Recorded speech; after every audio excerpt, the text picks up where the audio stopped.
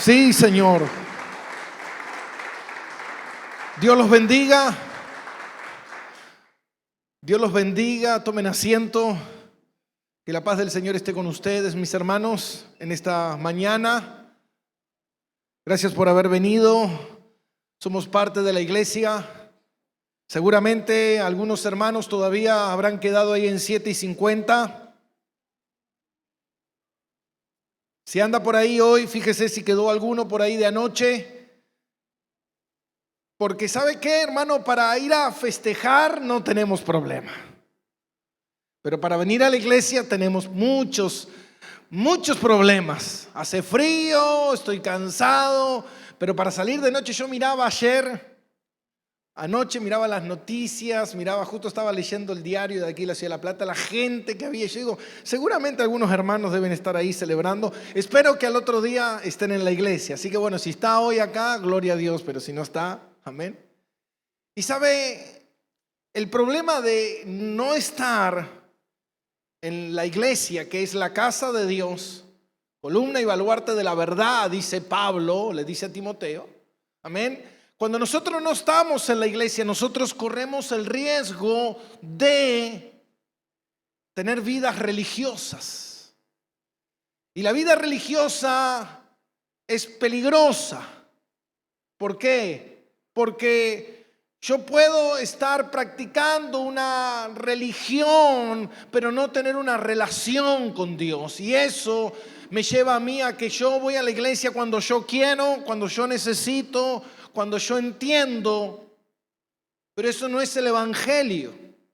Y eso es peligroso. ¿Por qué? Porque mucha gente religiosa no entrará al cielo, porque no son como yo quiero que sean las cosas, sino son como Él dicen que son las cosas. Y yo tengo que obedecer su palabra. Tengo que entender que es constantemente negarme a mí mismo para hacer su voluntad. Y en el día de hoy vamos a continuar con nuestra serie de estudio que estamos llevando a cabo de la primera carta o la primera epístola del apóstol Pablo a Timoteo. Y el título de este estudio, de esta serie, es ¿Cómo debes conducirte en la casa de Dios? Este es el estudio número 29 que llevamos. Imagínense que vamos a estudiar las dos cartas, la primera y segunda. El otro día, el domingo pasado, estaba en la transmisión en vivo escuchando al pastor Miguel Núñez. Y él estaba terminando justamente la primera carta a Pedro. Y yo recuerdo que cuando nosotros estuvimos en Santo Domingo, él recién empezaba esa carta y el domingo pasado estaba terminando esa carta, así que llevaba como 1 año y medio predicando expositivamente esa carta. Y ese es el fundamento de la palabra, ese es el propósito de la palabra, que nosotros no prediquemos como nosotros queremos, sino que nosotros transmitamos lo que la palabra de Dios dice.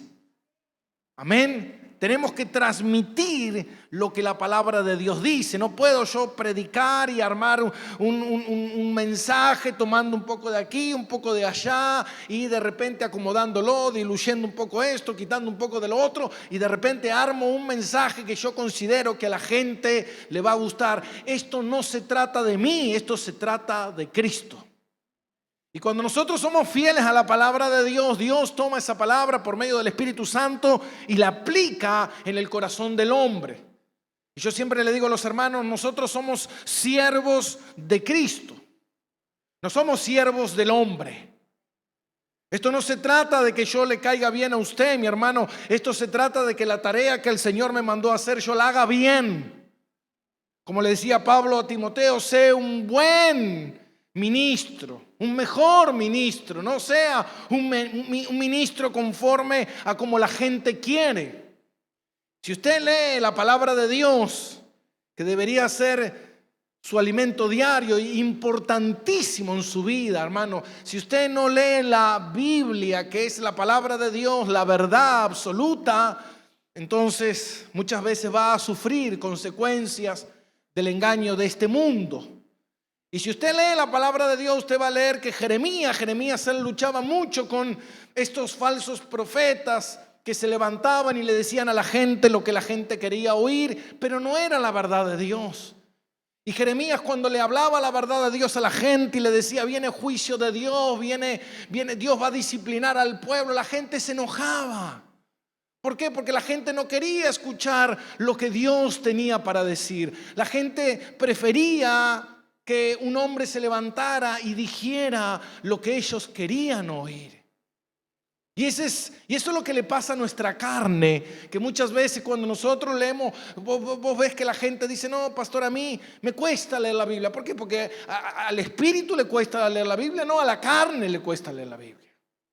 Nos cuesta tener que sentarnos y tener que estudiar y tenemos que leer. Yo le decía justamente a mi esposa, esta semana yo le decía, ¿cuántos hermanos habrán agarrado la Biblia después del domingo pasado? Porque muchas veces nosotros traemos la Biblia a la iglesia y la traemos para pasear, ¿no? La traemos un rato a la iglesia para que salga, tome aire, la abrimos un cachito, pero después no la abrimos en toda la semana. Y usted sabe, mi hermano, como Dios le dijo a Josué, meditarás en este libro noche y día para que te vaya bien.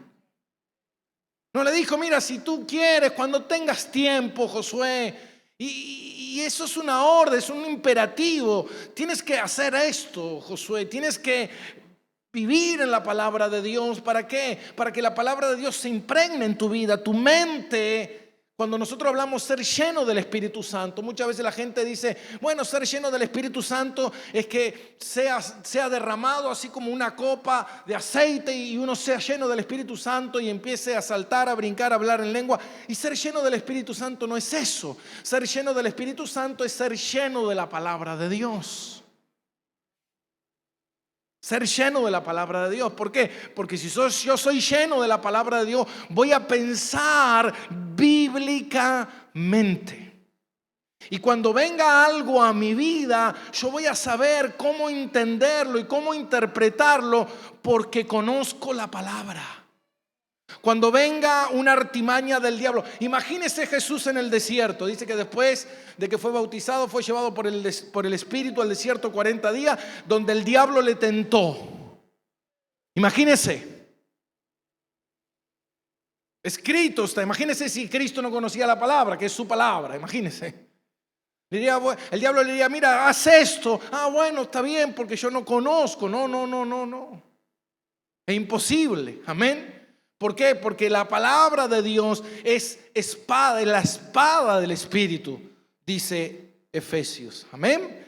Y en el día de hoy vamos a continuar con nuestra serie Cómo ser un buen ministro, segunda parte, y el domingo que viene haremos la tercera parte. Amén. Y estamos en primera de Timoteo capítulo 4, versículos 6 al 16, y dice: si esto enseñas a los hermanos, serás un buen ministro de Jesucristo, nutrido con la palabra de la fe y de la buena doctrina que has seguido. Desecha las fábulas profanas y de viejas. Ejercítate para la piedad, porque el ejercicio corporal para poco es provechoso, pero la piedad para todo aprovecha, pues tiene promesa de esta vida presente y de la venidera.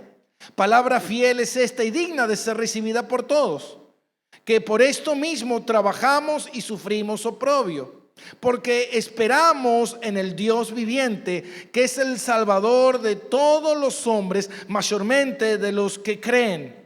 Esto manda y enseña. Ninguno tenga en poco tu juventud, sino sé ejemplo de los creyentes en palabra, conducta, amor, pureza, fe. Conducta, amor, espíritu, fe y pureza. Entre tanto que voy, ocúpate en la lectura, la exhortación y la enseñanza. No descuides el don que hay en ti, que te fue dado mediante profecía por la imposición de las manos del presbiterio. Ocúpate en estas cosas, permanece en ella, para que tu aprovechamiento sea manifiesto a todos. Ten cuidado de ti mismo y de la doctrina, persiste en ello, pues haciendo esto te salvarás a ti mismo y a los que oyeren. Amén. Ya pudimos ver la semana pasada cuando comenzamos con las cualidades del buen ministro, pudimos ver que las cualidades o los criterios que usa Dios para un buen ministro son muy diferentes que los criterios que tiene el mundo. Y pudimos ver la semana pasada estos primeros 5 puntos, que fue lo primero: debes enseñar en contra del error. Una persona, un hijo de Dios, debe enseñar en contra del error. Cuando hablamos de un buen ministro, hablamos de un buen servidor, no necesariamente alguien que está predicando la palabra, porque uno enseña a su familia, uno enseña a sus hijos, amén. Entonces uno debe enseñar contra el error, como un buen padre le enseña a su hijo constantemente y lo exhorta a no tomar esos malos caminos. Un buen ministro es un buen servidor. Ese era el punto número 2. El punto número 3, nutrido, que está bien alimentado. ¿Alimentado de qué? De la palabra de Dios, amén. Y el punto número 4 era que desecha las enseñanzas místicas. Muy importante eso. Cuando alguien conoce o tiene la práctica de la palabra de Dios, es muy importante. ¿Por qué? Porque uno va entendiendo que hay ciertas cosas que hoy en día muchas iglesias practican y hacen que no son de Dios, que no tienen fundamento bíblico, que nunca a lo largo de la historia la iglesia lo ha practicado. Ni siquiera en los primeros años de la iglesia, ni a partir de la reforma. Nunca la iglesia lo ha hecho, como ha ocurrido en este último tiempo.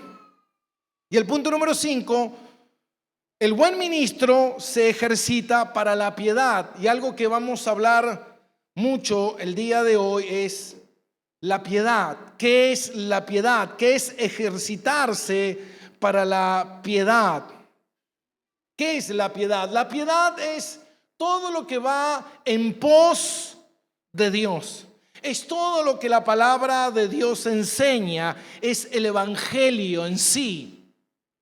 ¿Y qué es la piedad? La piedad es la santidad, es la obediencia, es la oración, es el estudio de la palabra. Por eso Pablo le dice: ejercítate en la piedad. Amén. Si nosotros volvemos a leer el versículo 7, dice: desecha las fábulas profanas y de viejas, ejercítate para la piedad.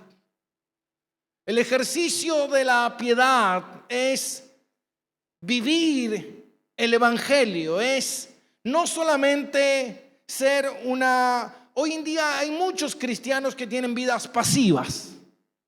Y pasivo es alguien que no se involucra, alguien que no está activo, alguien que no hace, alguien que no se compromete. Es alguien que espera y que por una manera de ósmosis las cosas van a cambiar en su vida. Su mente va a cambiar, su deseo de pecar se va a ir, sus hábitos habituales en la vida van a cambiar, y no es así. Porque Dios quiere que nosotros seamos proactivos, personas que activemos, personas que hagamos, personas que nos involucremos. ¿Por qué? Porque si yo estoy creyendo, como decía Pablo, ejercítate. El ejercicio corporal para poco aprovecha, pero el ejercicio de la piedad sirve para mucho. ¿Por qué? Es necesario. Nosotros ayer que pudimos ver cómo los jugadores de fútbol, cómo la selección, cómo la gente se prepara para un torneo. Estuvieron durante cuánto tiempo apartados, estuvieron alejados de su familia, manteniendo una dieta rigurosa, un cuidado excesivo, un entrenamiento estricto. ¿Para qué? Para dar lo mejor de su rendimiento. Ahora la pregunta es: si yo no hago eso en la vida espiritual, ¿cuál será el resultado de mi vida espiritual? Entonces nosotros vamos a ver de repente un equipo de fútbol que de repente no se preparó bien, no se entrenó bien, no tenían una buena dieta, no tuvieron un buen descanso, no se aislaron, un montón de cosas, y de repente enseguida ¡pum!, fueron desechados. ¿Por qué? Porque no se ejercitaron. Entonces dice la palabra: ¿cuánto más nosotros, ellos haciendo todo este esfuerzo por algo corruptible, por una copa que no tiene valor, una copa que cuando te mueres no te la llevas, una copa que se oxida, una copa que no te da salvación ni vida eterna. Y la palabra de Dios dice, cuánto más nosotros como hijos de Dios deberíamos ocuparnos de manera activa. Cuando la palabra de Dios dice que nosotros debemos descansar en Dios. Muchas veces la gente cree que descansar en Dios es ir a una hamaca o una cama, ahí una reposera y tirarse ahí debajo de una palmera y decir, oh, aleluya, gloria a Dios, estoy descansando en Dios. No. Pero en realidad la traducción original de la palabra descansar significa accionar. Entonces, ¿cómo uno puede descansar si está accionando? ¿Y qué significa eso? La palabra descansar significa que cuando yo estoy perturbado, cuando yo tengo lucha, cuando yo tengo problemas, ¿cómo descanso en Dios? Cuando yo leo la palabra de Dios, aplico la palabra de Dios, creo a la palabra de Dios, yo estoy descansando en las promesas de Dios. Pero si yo no estudio, si yo no leo, si yo no aplico, si yo no memorizo, ¿cómo yo voy a poder descansar en Dios? Enseguida mi mente se va a perturbar. Y mire lo que dice en Tito, capítulo 1, versículo 1. Dice, Pablo, siervo de Dios y apóstol de Jesucristo conforme a la fe de los escogidos de Dios y el conocimiento de la verdad que es según la piedad. El conocimiento de la verdad que es según la piedad. El pastor John MacArthur comenta sobre este punto y dice, Pablo vivía la verdad del evangelio no diluida ni contaminada. Esta verdad es el evangelio bíblico de Jesucristo que te conduce a una vida de piedad o santificación. Cuando nosotros escuchamos a alguien, este es un hombre piadoso en la Biblia, cuando nosotros escuchamos, esta es una vida piadosa, ¿qué significa? Significa que esa persona vive el evangelio, vive la palabra, cree y lo que cree lo demuestra, amén. Por eso es muy importante, hoy en día nosotros vemos tanto, yo a veces veo personas, veo hermanos, veo conocidos que de repente nos alimentamos de cosas que nos gustan a nosotros. No, yo escucho tal predicador porque me cae bien. Yo escucho tal predicador porque predica lindo. Yo escucho a alguien porque dice Jesús y listo, ya está. Ahora, yo soy responsable de qué estoy escuchando. Yo soy responsable, ¿por qué? Porque eso que yo estoy escuchando está afectando mi vida, quiera o no. Entonces yo tengo que entender, como dice la palabra de Dios, ¿para qué Dios se esforzó, se preocupó para dejar la primera carta a Timoteo, la segunda carta a Timoteo, la carta a Tito, que son 3 cartas pastorales dentro de la Biblia, para que yo ni siquiera le preste atención? No. Yo simplemente leo proverbios. A mí lo demás no me interesa. Lo demás hay que sacarlos. No. Toda la palabra de Dios es útil. Toda la palabra de Dios es inspirada por Dios. Es la palabra de Dios para mi vida. Es lo que Dios quiere que yo entienda. Ahora, ¿se da cuenta? Si yo no entiendo esto, entonces, ¿para qué es esto? ¿Para qué son estas cualidades de cómo ser un siervo del Señor? Para que el día de mañana yo escuche a alguien si realmente está enseñando la Biblia o está enseñando de su suegra. O está enseñando, hermano, hoy está lleno de predicadores que lo único que hacen son chistes. Cuentan el testimonio de fulano, cuentan lo que le pasó en el viaje de Mengano. Ahora, ¿de qué manera eso a mí me... No, lo que pasa que me inspira. No. Eso es imposible. ¿Sabe por qué es imposible? Porque si no, no se cumple lo que dice la palabra de Dios. Y la palabra de Dios dice, vos fíjate en el Salmo 19:7, la ley de Jehová es perfecta que convierte al alma. ¿Qué convierte el alma? La palabra de Dios. Amén. La palabra de Dios la que convierte el alma. Dice, el testimonio de Jehová es fiel, que hace sabio al sencillo. Los mandamientos de Jehová son rectos, que alegran el corazón. No, yo para alegrarme el corazón me tengo que poner un tema de Ozuna. Ozuna se llama, ¿no? Puede ser. ¿Ozuna se llama? ¿Sí? ¿Ozuna? ¿Cómo sabe usted? La tiene clara. Ese que escucha usted. Entonces yo me pongo un tema de Ozuna y ese muévelo, muévelo, alégrate, alégrate, todo está bien y listo, y yo estoy feliz.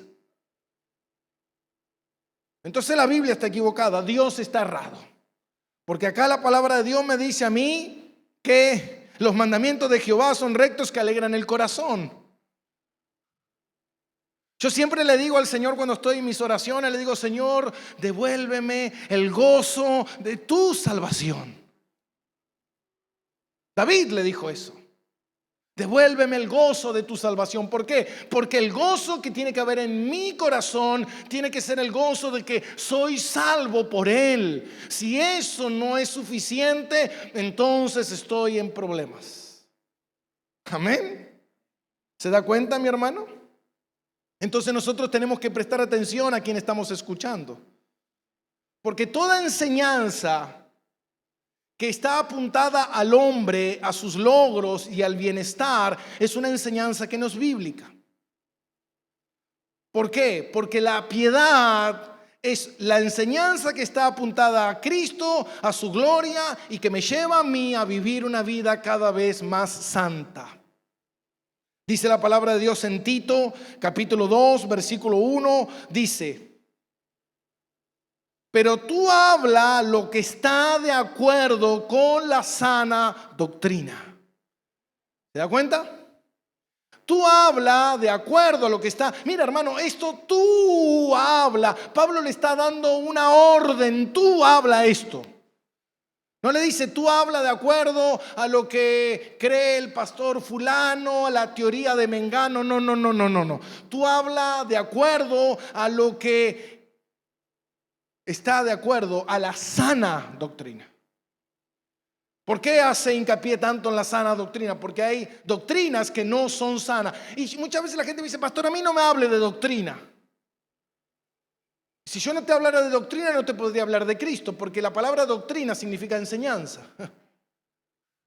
Hablar de Cristo es enseñanza. Entonces, ¿qué significa? Que hay enseñanzas que son verdaderas y buenas y hay enseñanzas que no son buenas. Hoy en día hay mucho que se escucha por ahí, es reclámale a Dios, exígele a Dios. ¿Y sabe qué, mi hermano? Todo eso está dirigido al ego del hombre. Todo eso está dirigido a la centralidad del hombre, yo necesito, yo quiero estar bien, yo quiero vivir bien, yo quiero alcanzar mis logros, yo quiero alcanzar mis metas, yo tengo sueño y Dios te los va a cumplir y tú vas a lograrlo y tú vas a ser feliz y el año que viene será el año el momento de tus logros y tú harás esto. Ahora, ¿en dónde encaja el evangelio? ¿Quieres seguirme? Dijo Cristo. Niégate. Pero no encaja. Porque el evangelio real, el evangelio de la piedad es un evangelio de negación. Es un evangelio donde estamos mirando a Cristo, no mirándonos nosotros.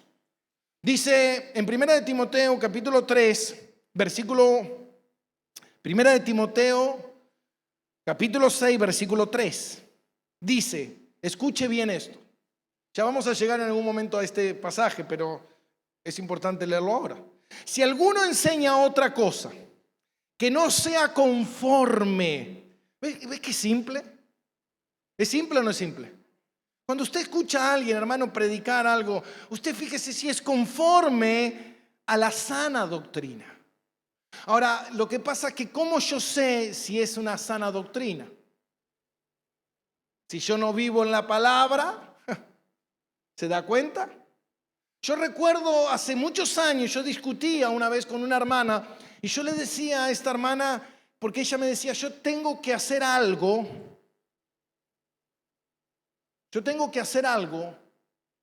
para que Dios me bendiga. Escuche bien. Yo tengo que hacer esto, hacer este movimiento para que Dios me bendiga. Y yo le decía, si Dios es soberano y en su soberanía Dios controla todas las cosas, si está en su voluntad, Dios lo va a hacer cuando Él quiera hacerlo. Y ella dijo, no, lo tengo que hacer yo. ¿Se da cuenta? Se lo paso a explicar. De repente, esta hermana tiene un problema con su marido. Su marido es un cascarrabia. ¿Por qué se ríen? Es un gruñón, es un ogro, un tipo duro, un mexicano de bigotes anchos, bien chapado a la antigua, bien duro como esos machos alfa. Y no cambia. Entonces la hermana dice, yo para ser feliz tengo que divorciarme. Entonces yo le digo, no, tú tienes que esperar en Dios. ¿Por qué? Porque Dios puede cambiar a tu marido y porque Dios es el que... No, porque entonces lo que ella me estaba diciendo es que mi felicidad va a ser si yo hago esto. No, tu felicidad es Cristo. Si Cristo no te contenta, si Cristo no te llena, entonces lo que tú estás buscando es la felicidad del mundo. Tú vas a cambiar de marido y vas a seguir siendo infeliz. Tú vas a mudarte de barrio y vas a seguir siendo infeliz. Tú vas a cambiar de trabajo y vas a seguir siendo infeliz. ¿Por qué? Porque si tu felicidad no viene de Cristo mismo, nada te hará feliz. Bueno, lo que pasa es que la situación que estoy viviendo es la que no me gusta. ¿Y sabes qué? Dios dice que tienes que ser paciente y que en esa situación que tú estás viviendo que no te gusta, Dios es soberano, Él orquesta todas las cosas para que tú te sometas a la voluntad de Dios. Y ese es el gran problema de la gente, de no querer someterse a la voluntad de Dios. Como decía Charles Spurgeon, si existiera un mejor lugar donde Dios te quisiera, ya Dios te hubiese llevado. Amén. Yo detesto el barrio en el que vivo. Bueno, es el barrio donde Dios te puso. ¿Se da cuenta? Yo detesto el pastor que tengo. Bueno, es el que Dios escogió para ti. No, es fácil. ¿Sabe cómo se cambia un pastor? Cambia de iglesia. ¿Se da cuenta? Si hoy tienes libertad, hoy sales de un lugar, te metes en otro, entras, pruebas, no te gusta, sales, vas a otro, buscas y buscas y buscas. Ahora digo, esa es la voluntad de Dios.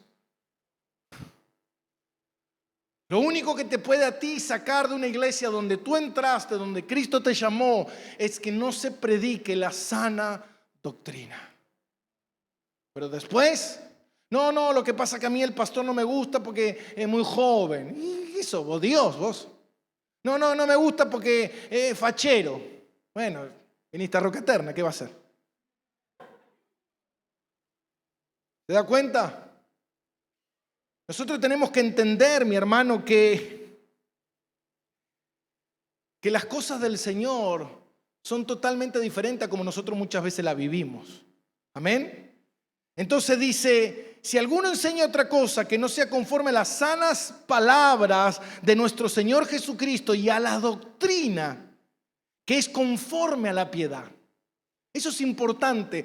Si no predica una sana doctrina, amén, que es conforme a la piedad, y eso es lo que vamos a ver hoy, que es conforme a la piedad. Amén. Si no es conforme a la piedad, dice, está envanecido, nada sabe y delira. ¿Qué es un qué? Un loquito. ¿Se da cuenta? Acerca de cuestiones y contiendas de palabras, de las cuales nacen envidias, pleitos, blasfemias y malas sospechas, disputas necias de hombres corruptos, de entendimiento privado de la verdad, que toman la piedad como fuente de ganancia. ¿Y qué dice? Apártate de los tales. Pablo le dice, hay gente que va a usar las cosas de Dios con pretexto de ganancia, pero no con el propósito de enseñar la palabra de Dios. Entonces Pablo le dice, si este predicador, si esta persona que tú estás escuchando no te conduce a una vida de piedad, apártate de él. ¿Por qué? Porque tendrás problemas. Amén. Ahora fíjate una cosa. La piedad es muy importante. ¿Por qué? Porque la piedad habla de mi comportamiento, habla de mi estilo de vida, habla de cómo yo estoy. Entonces, yo nunca, la piedad es que me empuja en pos de Dios. Nunca puede ser que yo esté viviendo la piedad si estoy viviendo en pos de mí. Nunca puedo estar yendo en pos de Dios si estoy en una iglesia donde están yendo en pos del mundo, en pos del dinero, en pos de la fama, en pos del poder, en pos de los logros. Eso no es ir en pos de Cristo. Amén. Punto número 6. Un buen ministro trabaja arduamente. Un buen ministro trabaja arduamente. Y algo que me quedó de la piedad que quiero compartirles, perdón, antes de pasar al siguiente punto, es una referencia que encontré que me gustaría leérselas. La piedad consiste en el conocimiento correcto de la verdad bíblica y el fundamento del evangelio. Escuche bien. La piedad consiste en el conocimiento correcto de las verdades bíblicas y del fundamento evangélico. Estos son 6 puntos. Mire. Punto número 1. Hay un Dios infinito, santo y justo, lleno de gracia, que existe en 3 personas. Padre, Hijo y Espíritu Santo. Punto número 2. Este Dios lleno de amor nos dio una regla de fe que es su palabra, infalible. Por medio de ella podemos conocer todo lo que Dios ha hecho y su plan de salvación. Punto número 3. Jesús es la garantía del pacto y único mediador de nuestra salvación. Punto número 4. Que la justicia y el perdón de pecados son exclusivamente por medio de Jesucristo, por medio de la fe. Que la justificación y el pecado, y el perdón de pecado, son exclusivamente por medio de Jesucristo, por medio de la fe. Punto número 5, este que me gustaba. Todos me gustan, ¿no? Que todo hombre que es salvo tiene que ser renovado y santificado por el Espíritu Santo. Y punto número 6, habrá un día final donde todos seremos juzgados. Eso es piedad. Ese es el evangelio de la piedad. Es donde yo tengo que caminar en pos de eso, ¿se da cuenta? Yo tengo que entender ese evangelio, yo tengo que vivir ese evangelio, yo tengo que practicar ese evangelio, amén. Y el punto número 5 que me gustó, amén. Si yo realmente soy un hombre salvo, tengo que ser renovado y santificado por el Espíritu Santo. Yo no puedo ser un cristiano donde, pastor, a mí no me gusta venir a la iglesia. Bueno, podés tener tus luchas carnales, pero tú tienes que ser, si sos una persona de Dios, tú tienes que tener un corazón y una mente renovada, un deseo ferviente de hacer la voluntad de Dios, no la tuya. Amén. Bien, un buen ministro trabaja arduamente, eso está en el verso 10 del capítulo 4. Por esto mismo trabajamos y sufrimos oprobio. Un buen ministro no tiene horario. Un buen ministro dedica su vida al llamado de Dios. ¿Se da cuenta? Un buen ministro dedica su vida al llamado de Dios. Yo justamente hoy hablaba con unos hermanos porque me entró una Biblia nueva que es esta que vamos a empezar a usar también, que es la nueva versión internacional. Nosotros siempre usamos Reina Valera, siempre. Durante 13 años, 14 años siempre usamos Reina Valera. Ahora vamos también a usar esta nueva versión internacional, que es un lenguaje más actualizado. Y yo le decía a los hermanos que yo en casa tengo 7 o 8 Biblias. Y ahora me estoy por comprar una que es la de Biblia de Estudio de la Reforma del gran teólogo que falleció, R.C. Sproul. Y le decía, esa está $10,000 pesos. ¿Y sabe qué, mi hermano? Si yo en casa debo tener aproximadamente unos 150,000 pesos en materiales, en libros de estudio, en Biblias.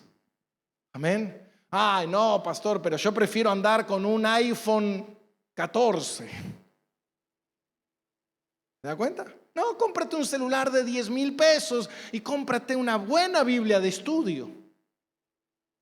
¿Se da cuenta, mi hermano? Entonces, ¿en dónde está tu corazón? ¿En dónde está tu deseo?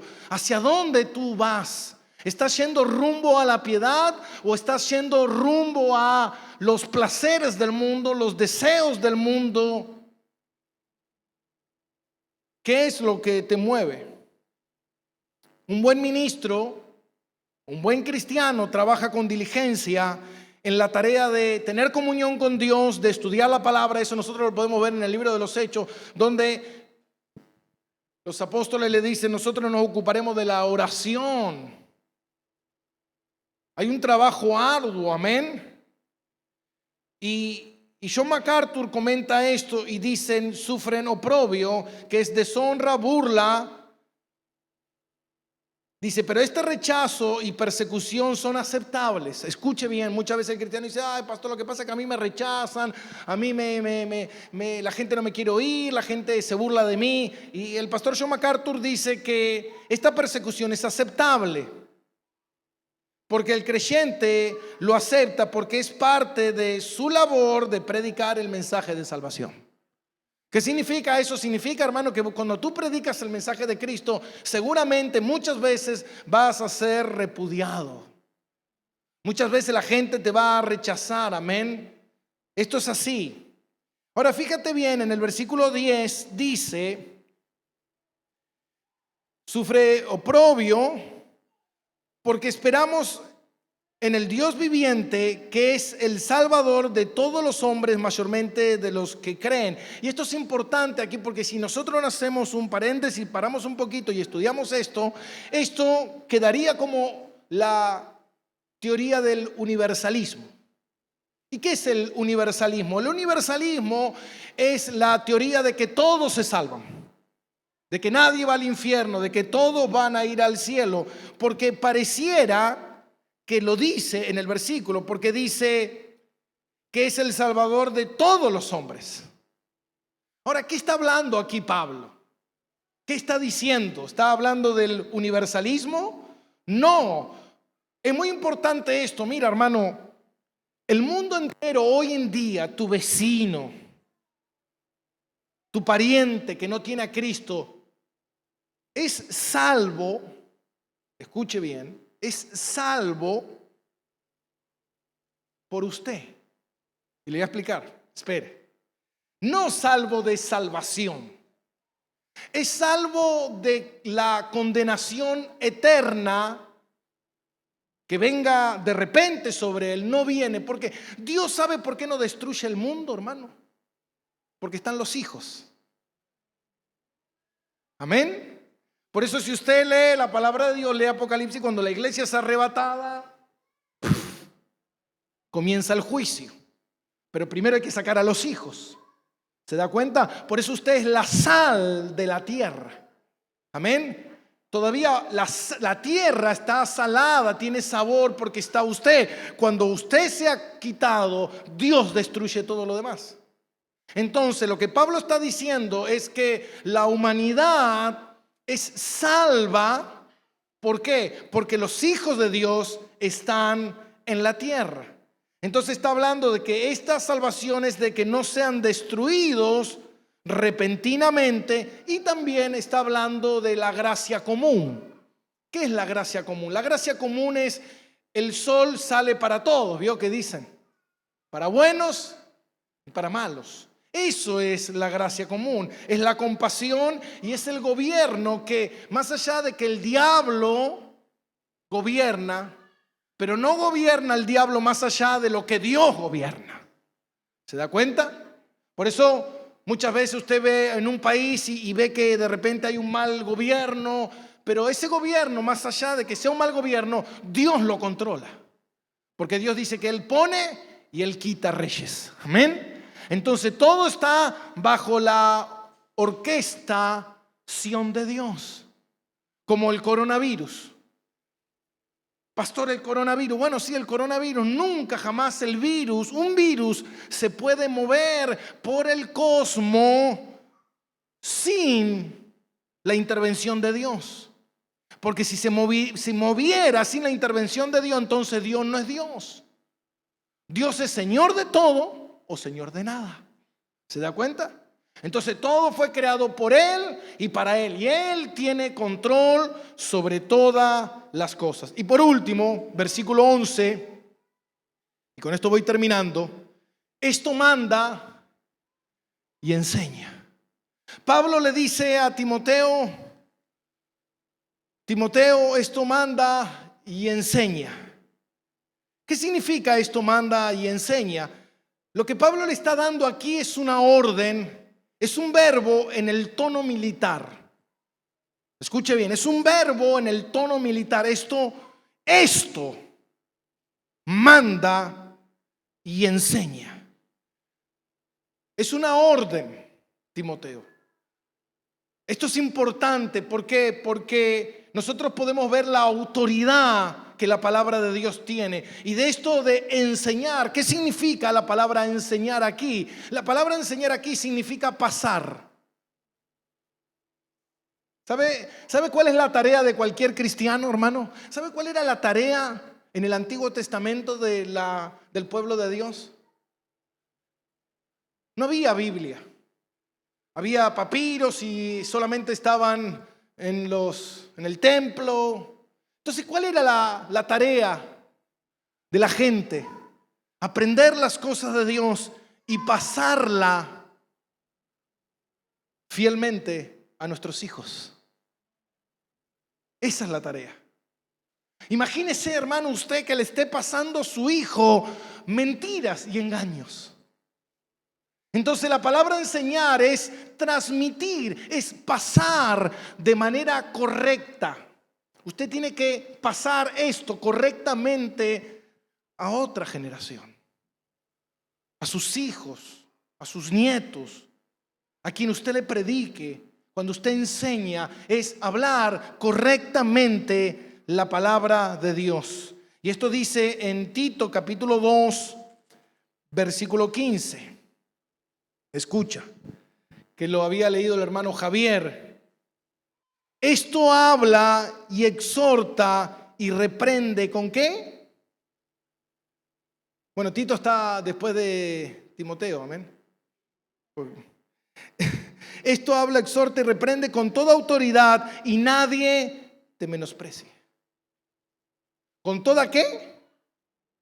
Con toda autoridad. Por eso nosotros, hermano, el cristiano maduro, por eso dice en Juan capítulo 17, Padre, santifícalos en tu verdad, tu palabra es verdad. El cristiano maduro es el cristiano que está comprometido con la verdad de Cristo. Y va a morir por esa verdad. Amén. Va a morir por esa verdad. Como decía Juan Calvino, dice, cuando un perro ve que están atacando a su dueño, él ladra. Dice, si usted no defiende la palabra de Dios, usted es peor que un perro. Amén. Y por último, me quedó un punto número 8. Uno dice, ay pastor, yo ya estaba tan contento que me iba. Punto número 8. Dice así. Ninguno tenga en poco tu juventud, sino sé ejemplo. Y vamos a quedar ahí. Sé ejemplo. ¿Y por qué Pablo le dice a Timoteo, ninguno tenga en poco tu juventud? ¿Por qué? Porque en la cultura griega, donde estaba Timoteo pastoreando en la iglesia de Éfeso, en esa cultura la edad y la experiencia era muy importante. Y se cree que cuando Pablo le escribió esta carta a Timoteo, Timoteo tenía 30 y algo. No se sabe con exactitud, pero se cree que tenía 30 y algo. Y Timoteo debía ganarse el respeto y la oportunidad de poder predicarle a la gente. Entonces Pablo le dice, sé un ejemplo, el ejemplo de una vida piadosa. El comentarista Henry dice esto, escuche. Lo que enseña por doctrina debe enseñar por su vida. Lo que enseña por doctrina debe enseñar por su vida. En otras palabras, estas son mis palabras. Vive de la forma de la que predicas. Vive de la forma en la que predicas. En sentido, yo no puedo estar predicando algo y creo todo lo contrario o hago todo lo contrario. Y para cerrar, por último, quiero hablarles de una frase muy conocida que fue una frase de Martín Lutero, que él dijo en la dieta de Worms o en la asamblea de Worms, y les cuento un poquito. En el año 1521 se convocó una asamblea para que Martín Lutero fuera llevado y él se retractara de sus libros y de todo lo que él estaba acusando a la iglesia. Hermano, en ese tiempo, si tú no te retractabas, te mataban. Y en esa oportunidad, cuando Martín Lutero es llevado frente al tribunal, él dice estas palabras, y yo se las escribí para ustedes.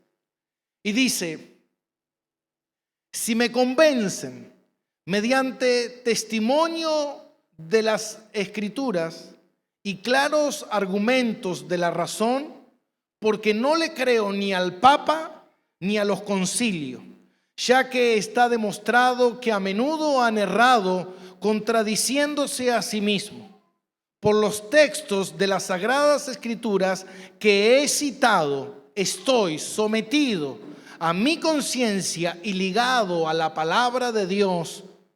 Por eso no puedo ni quiero retractarme de nada, porque hacer algo en contra de la conciencia no es seguro ni saludable. Dios me ayude. Amén. Imagínese. Qué valentía. Decirle, es muy fácil, Lutero, mira, tú te retractas y tú vives.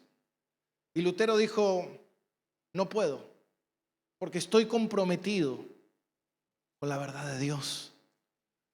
Y no puedo retractarme de una verdad que es absoluta. Así que lo único que me queda es, Dios me ayude a salir de esta, si Él quiere. Y si no, como dice la palabra de Dios, en Él esperaremos, sea para vida o sea para muerte, en el Señor confiamos. Amén.